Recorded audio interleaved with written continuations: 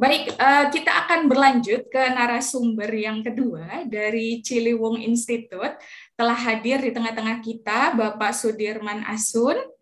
Ya, beliau ini pendiri Ciliwung Institute secara langsung, dan ini satu kehormatan bagi Ekologika ya, bisa mengundang pendiri Ciliwung Institute secara langsung, di mana Ciliwung Institute ini adalah komunitas yang kemudian di dalamnya punya beragam background dan merangkul banyak sekali masyarakat dari berbagai macam background sosial dan lintas wilayah administratif, karena wilayah kerjanya tidak hanya di Ciliwung Hilir, tetapi juga dari hulu hingga ke hilir.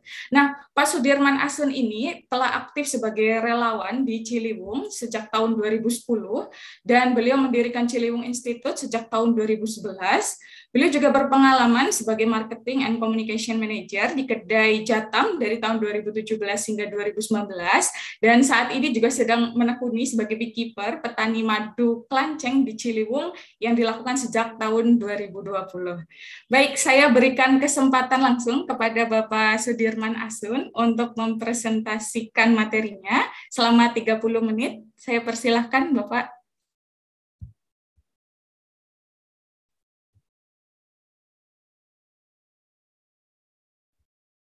Mohon maaf, Bapak Sudirman Asun mungkin masih di mute ya. Udah dengar suaranya? Ya, sudah. Kurang besar tapi Bapak suaranya. Kurang besar? Ya. Iya. Selamat pagi. Pagi, Bapak. Kawan-kawan semua, rekan-rekan, salam sehat. Saya coba memperhatikan apa yang kami temukan di tata kelola sungai, terutama Sungai Ciliwung. Judul kami menghidupkan kembali pangkalan sungai sebagai akumulatif pengetahuan Jakarta Kota Air. Pangkalan sendiri merupakan akses kampung-kampung sungai yang ada di Jakarta, bagaimana setiap titik kampung-kampung yang punya secara geografi bisa turun ke sungai itu biasa dinamakan pemanfaatannya nama-nama orang-orang yang sering memanfaatkan titik-titik itu sebagai akses untuk turun ke sungai. Di situ mereka mencari ikan, mencuci. Dari pangkalan-pangkalan itu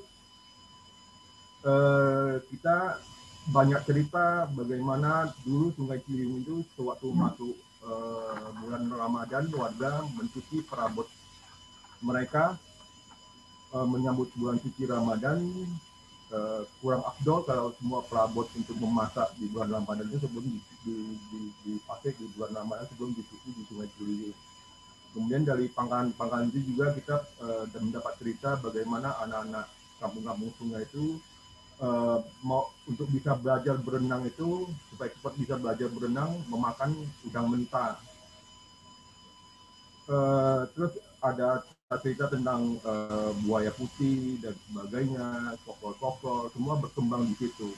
Jadi pangkalan ini fungsinya sebagai ruang sosial, juga titik-titik untuk mengakses sumber daya air, terutama sungai.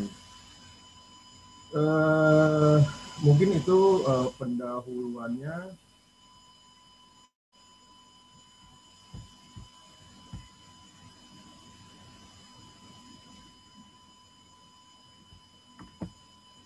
Saya memperkenalkan Ciliwung Institute berdiri 2011. Awal pendirian Ciliwung Institute karena kami melihat tidak ada perimbangan kabar-kabar atau berita-berita tentang Sungai Ciliwung, selalu kabar buruk yang diberitakan tentang sungai-sungai di Jakarta, tentang kekumuhan, tentang banjir, tentang limbah, tentang sampah. Hampir tidak ada berita-berita positif dari sungai, yang justru pemberitaan-pemberitaan miring itu akan membuat masyarakat semakin apatis terhadap pemanfaatan sungai. Jadi akhirnya sungai itu semakin ditinggalkan, jadi menjadi stigma yang buruk. Jadi dari tahun 2011 kami terus bergerak ke arah hulu mendukung pembentukan kantong-kantong edukasi bagaimana mengajak kampung-kampung pinggir sungai itu kembali memanfaatkan atau apa namanya, bisa membuat hal-hal yang dulu mereka lakukan kembali dilakukan di Sungai Ciliwung, menanam. Kemudian pinggir sungai itu kami buat tempat ngumpul-ngumpul, tempat kita mendongeng dan sebagainya. Jadi sampai sekarang 2021 hampir ada 30-an komunitas sepanjang Sungai Ciliwung dari Gunung Mas, Tugu Selatan sampai ke muara sungai di daerah Sunda Kelapa.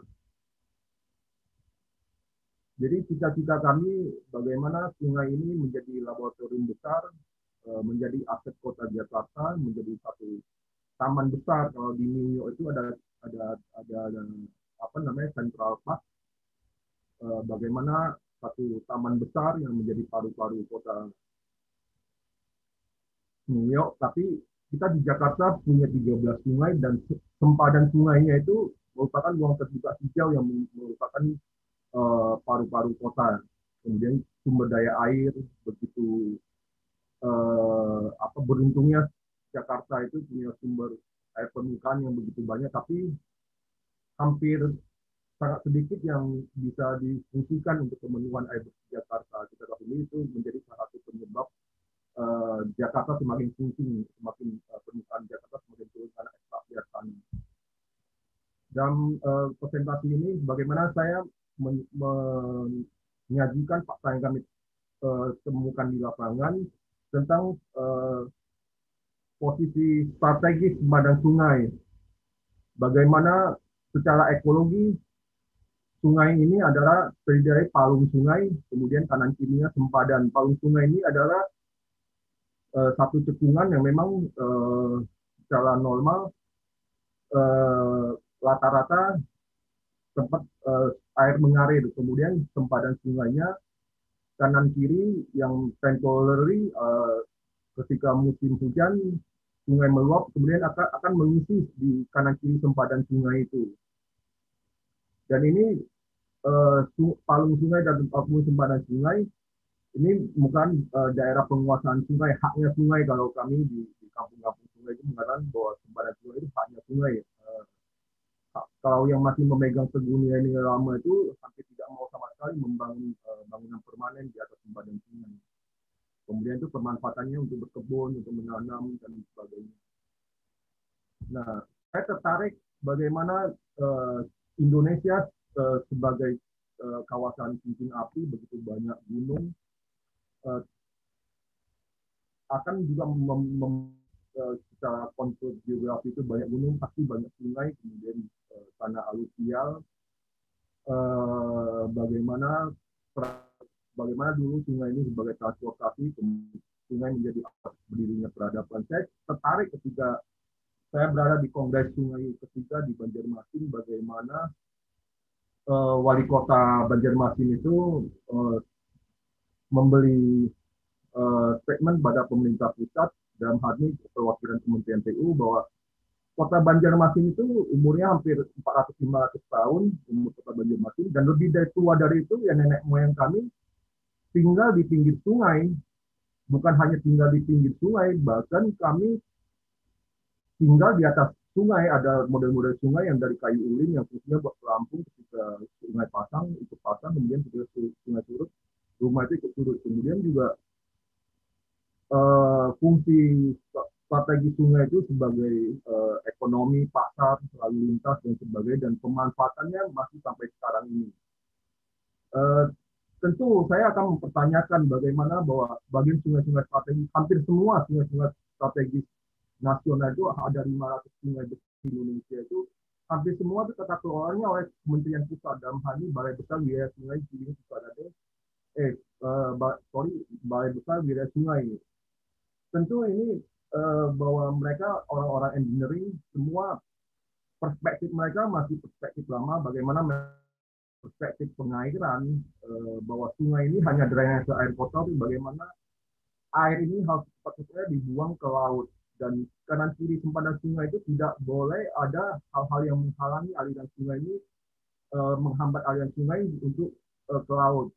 Bahkan kami di beberapa kali kegiatan untuk penanaman bambu itu tidak diperbolehkan oleh Kementerian BWS karena dianggap bahwa bambu itu tidak boleh ada di bantaran sempadan sungai karena daunnya itu akan mengotori air, menghambat air.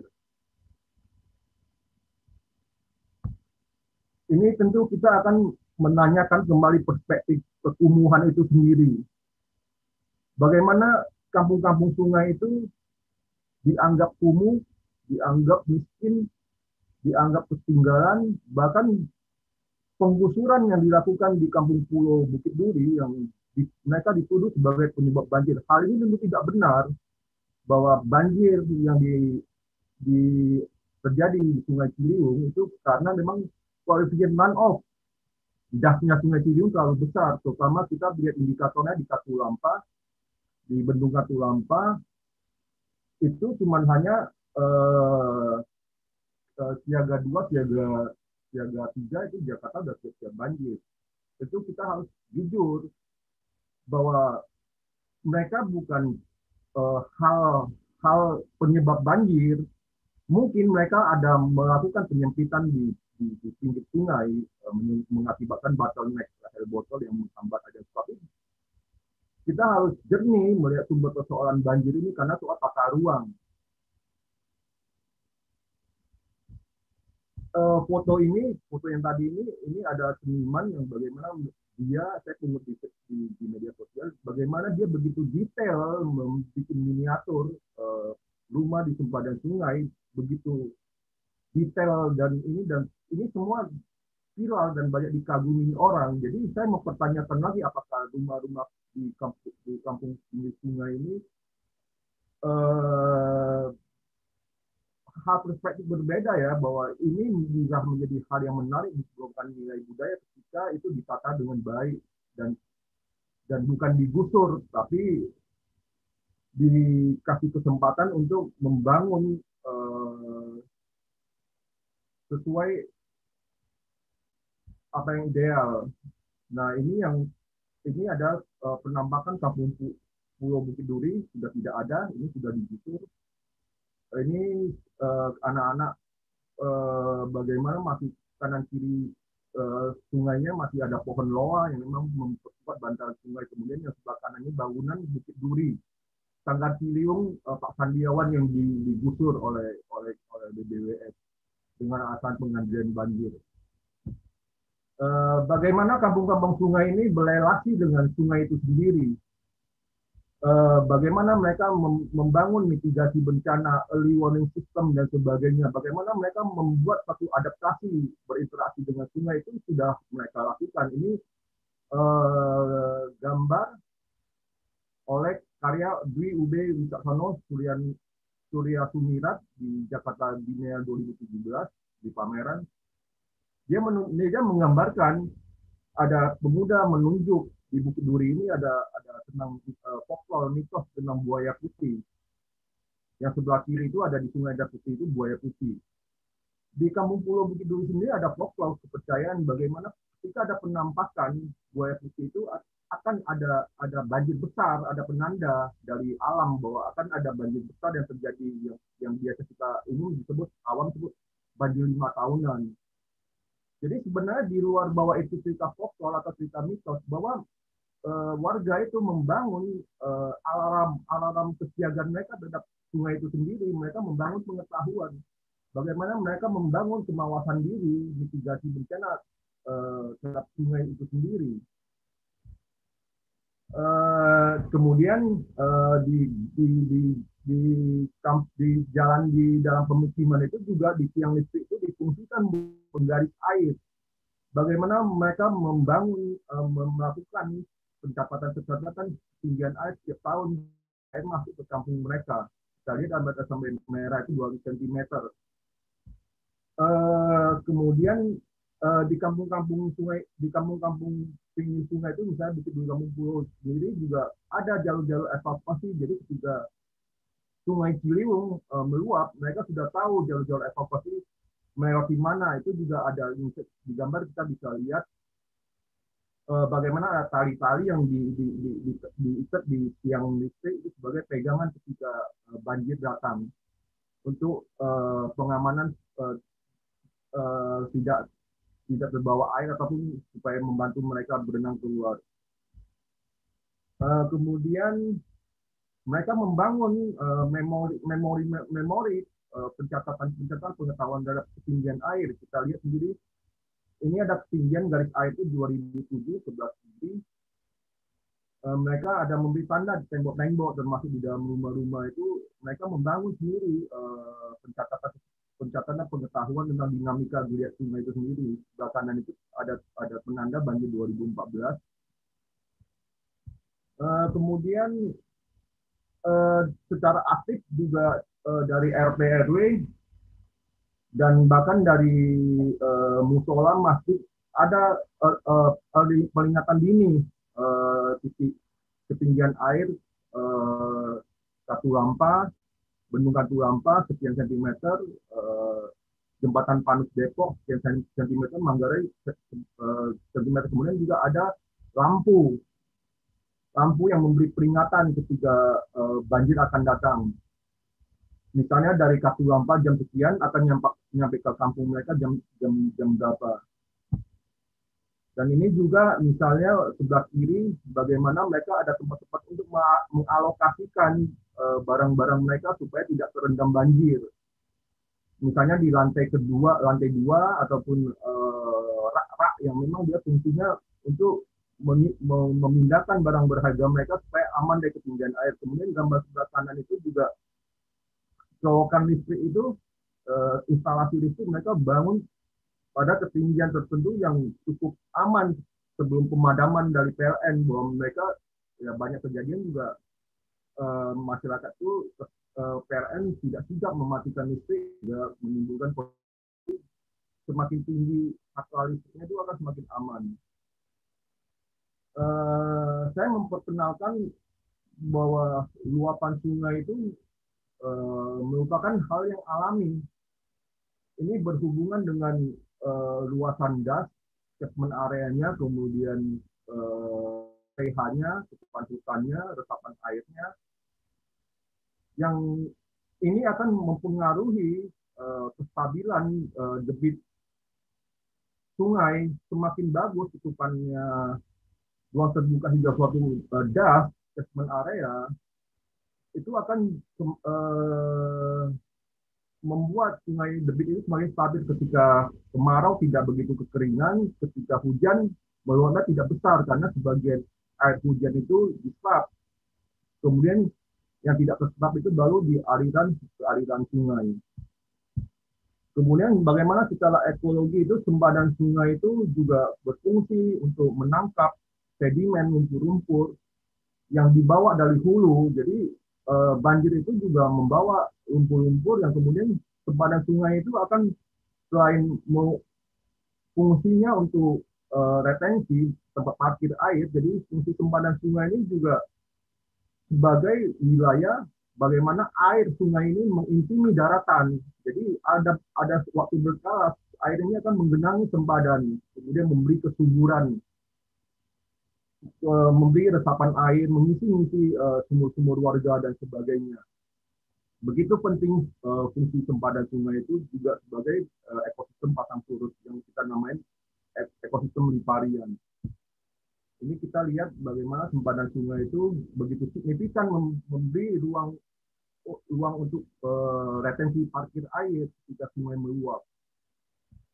Kemudian ini dampak yang fungsi sempadan sungai sebagai perangkap sedimen. Ini sedimen yang dibawa oleh banjir.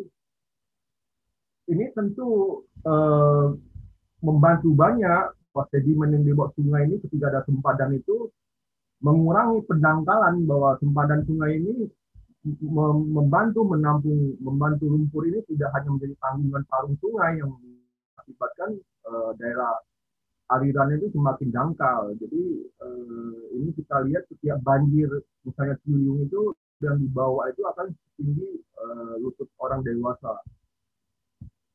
Setiap banjir sebetis, bukan serutut, sebetis orang dewasa. Kita lihat bagaimana fungsi sempadan sungai itu sebagai untuk mengurangi pendangkalan sungai. Nah, kita lihat sendiri bagaimana bahwa aturan PP Sungai, PP 38 2012 tentang sungai, bahwa fungsi sempadan sungai itu juga untuk menaikkan kualitas air, memperbaiki kualitas air dengan tutupan hutan, tutupan pepohonan, bambu, pinggir sungai, pohon-pohon itu akan secara bioremediasi akan mengikat kemudian mikroorganisme itu membantu mengurai pencemaran dan menaikkan kualitas air. Kemudian ya fungsi sungai sebagai pengendalian banjir, kemudian ekosistem fauna, ini juga hal yang sama, keberadaan sungai sebagai sumber air baku untuk pertanian, pariwisata, dan sebagainya. Juga untuk pengendalian banjir, ini nanti bisa dibangun penyangga ekosistem sungai dan daratan, diantaranya keanekaragaman hayati, kawasan lindung, semak rerumputan, ekoliparian, kemudian ini kalau PP 2006 nomor 26 tahun 2008 tentang rencana tata ruang wilayah nasional, bahwa sempadan sungai adalah kawasan lindung nasional yang memang fungsinya untuk ekosistem, untuk keanekaragaman hayati, pelestarian. Nah, ini yang kita di poin C itu, bahwa itu juga merupakan kawasan suaka alam, pelestarian alam, dan cagar budaya. Cagar budaya itu artinya ada keberadaan manusia di situ yang dilindungi. Bahwa di situ ada etnologi, selain ekologi.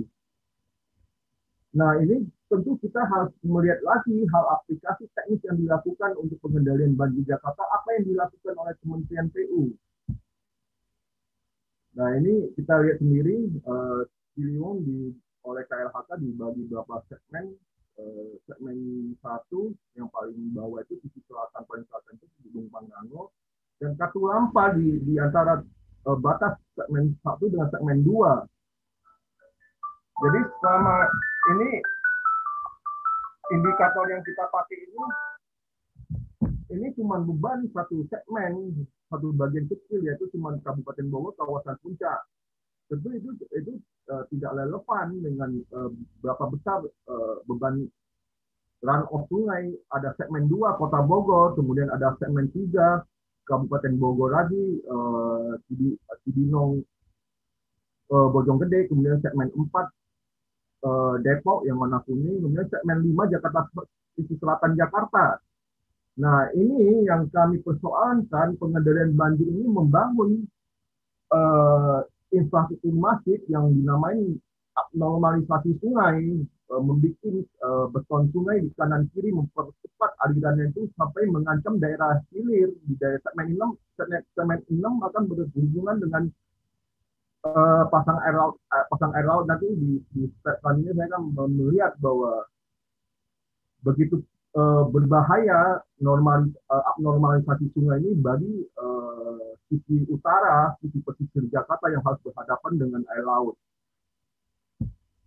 Nah, ini sebenarnya kita lihat bagaimana tentang wilayah DAF. Wilayah DAF itu sering persepsi salah bahwa DAF itu daerah aliran sungai itu hanya bagian badan sungai. Sebenarnya artian DAF itu adalah wilayah catchment area, satu wilayah besar tangkapan air yang dibatasi oleh tunggungan. Kita lihat pada gambar ini, kita ibaratkan ini adalah DAF-nya Ciliwung. Ini adalah Gunung Pangrango, punggungannya. Kita lihat sisi tengah ini Ciliwung, kemudian sisi barat dia bersatu satu hulu dengan Cisadane di sisi barat. Kemudian sisi timurnya dia berhubungan dengan Sungai Citarum. Kita mempunyai satu hulu yang sama, Gunung Pangrango. Kemudian sisi selatan juga Gunung Pangrango ini juga merupakan hulu dari Cimandiri yang muara ke selatan Pulau Jawa. Kita lihat begitu kompleks hal yang urgent, misalnya tentang tata ruang dan sebagainya, ini semua akan membawa run-off aliran permukaan yang begitu besar yang akan menjadi tanggungan palung sungai. Di situ juga kita lihat ada pemukiman, ada peternakan, ada perkebunan, dan semua itu akan menjadi memberi beban yang begitu besar kepada aliran sungai. Jadi penanganan sebenarnya untuk pemulihan sungai ini bukan hanya di aliran sungai, tapi secara keseluruhan. Dan ini kita harus intervensi, kita harus audit tata ruangnya, termasuk pemulihan di daerah hulu. Nah, kita lihat, saya apatis ya tentang penanganan runoff di kawasan Puncak. Bagaimana ini juga masih diberitakan di Kompas 5 Februari 2021, bagaimana tidak ada pembatasan sama sekali, bagaimana pentingnya Kabupaten Bogor Puncak itu bagi ibu kota Jakarta sebagai penyangga, termasuk banjir ini cuma salah-salahan. Bagaimana Jakarta itu menyalahkan Bogor itu, orang Bogor kirim banjir, orang Bogor cuma gampang menyautinya, kalau tidak suka banjirnya silakan balikin. Sebatas itu, sebatas bahan olok-olok. Dan kita sangat tahu bagaimana Kompas itu juga pernah mengupas siapa-siapa pemilik lahan-lahan yang mengalihfungsikan wilayah lindung di kawasan Puncak. Dari data SBY sendiri, dari tahun 2016, penemuannya bahwa das Ciliwung untuk kawasan hulu tersisa hanya 12% dari ketentuan yang kita lihat. Itu ketentuan undang-undang itu amanahnya adalah 30% dari tutupan secara keseluruhan. Kemudian untuk secara keseluruhan hulu dan hilir dari Bogor sampai ke Jakarta, kawasan sebenarnya itu tutupan hijaunya tersisa 8%. Ini tentu menjadi hal utama persoalan banjir Jakarta. Artinya kita hanya menjadi orang munafik ketika kita menutup akar masalah persoalan banjir itu sendiri. Apa yang terjadi kemudian? Kemudian yang terjadi adalah bahwa pemukiman-pemukiman di hilir di Jakarta itu menjadi kambing hitam penyebab banjir di Jakarta. Ini adalah foto yang fenomenal. Saya melihat foto itu sangat sedih. Ini adalah foto Sanggar Ciliwung di Bukit Duri, tempatnya basecamp kami, Pak Sandiawan, itu bagaimana digusur paksa, bahwa di situ ada pelanggaran HAM. Penggusuran paksa yang dilakukan itu melibatkan TNI, Polri, dan Satpol PP, dan terjadi kekerasan terhadap warga. Padahal kalau kita harus pemerintah harus merasa terbantukan dengan adanya komunitas-komunitas di kampung-kampung sungai ini. Bagaimana Pak Sandiawan ini tetap secara berpuluh tahun melakukan pendampingan terhadap kawasan yang termasuk Brongan, dan termasuk itu bagaimana melakukan pelayanan kesehatan, seni budaya, dan sebagainya, mengajari anak-anak kampung sungai itu dari sisi informal. Dan ini solusi penanganan, solusi palsu yang mengakibatkan banyak masalah baru di Sungai Ciliwung. Proyek normalisasi sungai di hulunya Jakarta, kawasan selatan, mulai sepanjang 19 km dari ruas TB Simatupang Condet sampai ke pintu air Manggarai itu panjangnya 19 km, kanan kiri itu sekitar 33 km. Sampai sekarang itu sudah dilakukan pembetonan itu hampir 16 km, hampir 50% itu, dan ini sangat membahayakan Jakarta. Ini dimulai tahun 2013, kemudian sempat kami memprotes keras, berhenti tahun 2017, kemudian menjadi gimmick politik di Pilpres antara Pak Jokowi dan Pak Anies kemarin. Ini yang di solusi yang dilakukan, yang dinamakan normalisasi sungai, yang kami tidak terima kata-kata normalisasi, kami sebutnya normalisasi sungai. Bagaimana keadaan kiri sungai yang harusnya tutupan hijau, banyak kemudian digusur, ditebang, dipancang, supaya dialihfungsikan menjadi jalan raya, menjadi beton. Ini dokumentasi yang kami ngambil, pohon-pohon besar rengas bawah itu ditebang habis, yang ukuran diameter 1 meter, batangnya itu pohon-pohon tua itu yang begitu strategis untuk paru-paru, jadi ditebang begitu aja diganti dengan beton. Ini kemudian daerah Rindang juga dihajar habis, condet. Ini juga condet yang merupakan kebun, kemudian dibuka, kemudian di, dibuka, kemudian zeng dijadikan beton, dijadikan jalan raya. Ini yang mereka jalan inspeksi untuk fungsinya untuk pemeliharaan sungai. Padahal untuk pemeliharaan sungai sendiri kita tidak butuh jalan inspeksi sepanjang kanan kiri sungai. Yang kita butuhkan untuk menurunkan alat berat itu hanya jalan akses, yaitu jalan vertikal menuju ke sungai di titik-titik tertentu untuk menurunkan alat berat. Jadi ini sangat konyol untuk fungsi pemeliharaan itu harus membuat jalan raya di kanan kiri sungai yang harusnya itu fungsinya adalah ruang terbuka hijau, merupakan fungsi untuk retensi banjir, untuk ketika sungai meluap menjadi ruang banjir. Kita lihat berapa banyak ruang banjir yang dihilangkan, bagaimana harusnya sebab kanan kiri ini menjadi ruang parkir air. Ketika analoginya sangat sederhana, ketika kita di jalan tol sungai, ketika kita di jalan tol kita kendaraan kita macet, kan kita ngopi-ngopi dulu di rest area. Ini hal yang sama analoginya bagaimana ketika sungai meluap, kemudian di daerah pesisir air laut lagi pasang, air sungai tidak begitu momentum hukum masa tidak bisa secara leluasa mengalir, bisa dilakukan. Kita tahan dulu airnya di selatan, di titik ini. Mohon maaf Bapak Sudirman Asun, waktunya kira-kira tinggal 3 menit lagi ya Bapak. Oke, siap. Ini dikit lagi. Ini ketinggian airnya kita lihat, bukan ketinggian temboknya, bagaimana apa yang terjadi sekarang, bagaimana sungai ini diisolasi, air tidak bisa membakar jalan. Ini terjadi kebalikan, air di daratan ini juga tidak bisa kembali ke sungai. Ini hal yang sama di Kampung Bukit Duri. Ini kemudian melihat bagaimana posisi bangunan beton ini juga tidak begitu stabil, bisa terancam jebol. Bagaimana kita lihat di tahun 2013, tanggul Latula Hari jebol di daerah perkantoran yang jarang penduduk, ada korban jiwa yang tenggelam di basement. Bagaimana kawasan kampung penduduk, kampung Pulau Bukit Duri, sewaktu misalnya banjir tahun baru 2020, ketinggian air melewati beton, kemudian kekuatan beton ini tidak bisa menanggung tekanan air, kemudian jebol menjadi tsunami bagi pemukiman padat penduduk. Apakah pemerintah itu bisa dipidanakan ketika ada korban jiwa? Dan ini kemudian juga air akhirnya karena tingginya tembok ini lumpur, banjir, kemudian tidak bisa kembali ke sungai. Warga kesulitan ketika banjir untuk membersihkan rumahnya. Ini juga data yang kami ambil banjir tahun 2020, bagaimana ketinggian air itu menenggelamkan pompa itu, sehingga pompa itu tidak rusak, tidak bisa memompa air, dan itu biaya maintenance 70 juta satu unit.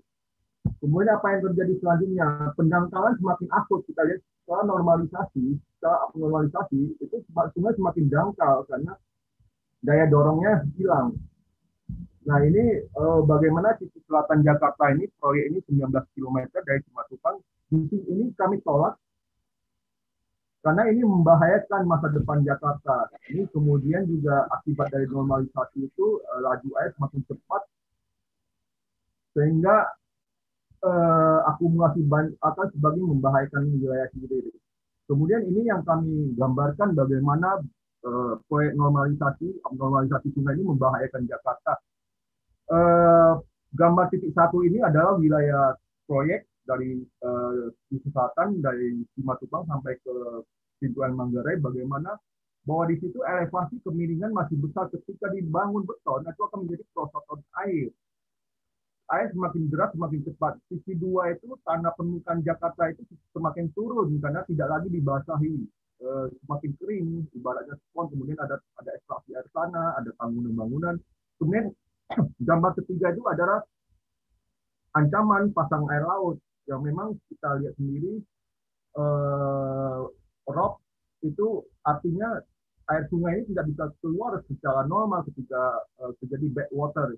Ini sebenarnya ada potensi kita bisa memperhitungkan bagaimana menyesuaikan banjir di hulu dengan kenaikan air laut, karena kenaikan air laut ini bisa dihitung, ada kalendernya sesuai gerakan bulan. Jadi setiap 1 kali 24 jam air laut naik, kemudian ada 2 pasang besar setiap bulannya, itu ketika bulan purnama, kemudian bulan hilal, bulan baru, itu akan air laut naik tinggi.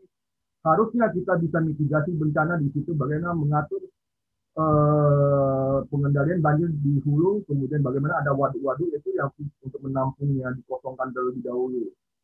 Ini kemudian ada bisa kalender untuk pasang air laut sendiri, bisa sudah ada aplikasinya di smartphone setiap bulan 2 kali. Kemudian ini yang paling fatal, ini ada pulau-pulau reklamasi yang menghambat 13 sungai di Jakarta ini, sehingga air sungai ini terhambat untuk keluar. Kita lihat ini saudara Pulau D, ini penampakan beberapa tahun lalu, kalau kita buka Google sekarang ini sudah semakin dangkal.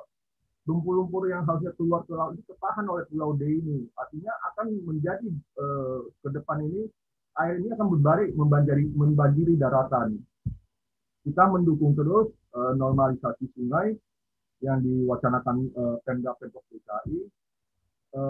Bagaimana wilayah selatan ini masih hijau, ini masih bisa diselamatkan fungsi alami sungainya. Ini saya contoh bagaimana naturalisasi itu dilakukan di Taman Gintung di Jakarta Selatan. Tempat kami duduk ini dengan Pak Gubernur ini ada dataran banjir, di mana ketika Sungai Ciliwung ini banjirnya 2 meter. Dan ini sekitar 1 hektar. 1 hektar ini akan menjadi taman pasang surut. Jakarta butuh lebih banyak lagi alokasi taman seperti ini untuk tempat retensi air. Jadi air lagi tidak lagi dimusuhin, tapi dialokasikan, diberi ruang, termasuk wilayah sempadan sungai. Kemudian penguatan tebing sungai dengan ekosistem dengan pohon-pohon lokal, misalnya pohon loa, rengas, dan sebagainya. Kami melakukan terus penanaman dan sebagainya. Juga ada kearifan tentang bagaimana menanam pohon-pohon lokal, skemanya. Dan ini adalah kita menghidupkan kembali akses pantangan pinggir sungai. Artinya pinggir sungai ini bukan ruang kosong. Bukan sungai ini tidak hanya dipandang cuma drainase untuk bagaimana air kotor ini cepat naik. Ini juga pernah ditawarkan bagaimana Pak Pandiawan Menteri Merdeka menawarkan bagaimana ada hunian yang mempunyai model panggung seperti zaman nenek moyang kita dulu. Kemudian juga ketika penataan ini dilibatkan warga, hal itu bisa dilakukan. Ini adalah contoh bagaimana Kampung Tongkol di Muara Sungai Ciliwung, bagaimana warga membongkar sendiri, mereka mundur 3M seperti di Sungai Code itu, mereka membangun inisiasi kolektif untuk menata kembali kampung mereka. Artinya masyarakat tetap setuju bahwa kampung sungai itu ditata, tapi bagaimana mereka dilibatkan. Artinya warga ini tidak mungkin melawan laras sepatu TNI, tidak mungkin melawan laras sepatu Satpol PP. Ketika mereka diajak dialog itu tentu sangat mungkin bagaimana penataan ini dilakukan ulang. Kami juga tanggal 27 Juli 2021 Sidang Institut resmi membubarkan BBWS. Bagi kami, balik wilayah sungai ini membahayakan kota Jakarta. Dan satu titik bagian beton ini kami tetapkan menjadi monumen kebodohan ekologis. Bisa di Google Maps itu ketika monumen kebodohan ekologis akan melihat wilayah di mana. Ini akan menjadi bangunan terakhir untuk betonisasi sungai. Artinya ketika pemerintah bisa terus akan meneruskan, kami akan perlawanan di bawah karena ini membahayakan masa depan kota Jakarta.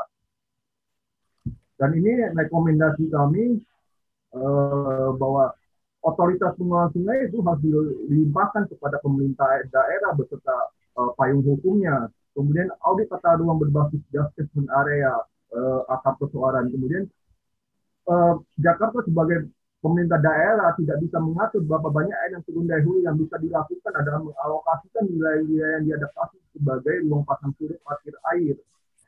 Jadi secara alami memang Jakarta tanah aluvial. Kemudian memasukkan isu krisis iklim. Kemudian kelima, buka partisipasi publik. Dan kami juga kepada Pak Wagub tahun 2013 itu menyampaikan bahwa ada habitat bulu raksasa di Sungai Ciliwung. Dan ini adalah konsep berbagi ruang, bagaimana Jakarta tidak lagi memusuhi air. Orang KT Jakarta sama air lahir sebagai saudara. Berhenti dong musuhin saudara.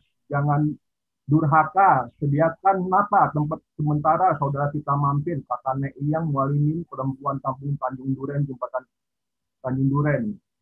Begitu saja presentasi saya. Terima kasih.